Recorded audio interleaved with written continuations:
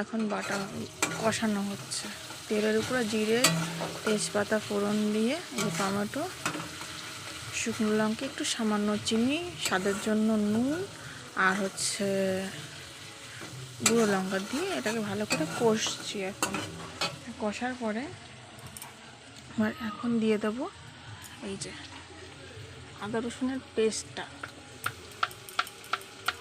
এটা খুব ঠিক হয়ে গেছে, যার জন্য এরকম হয়ে গেল।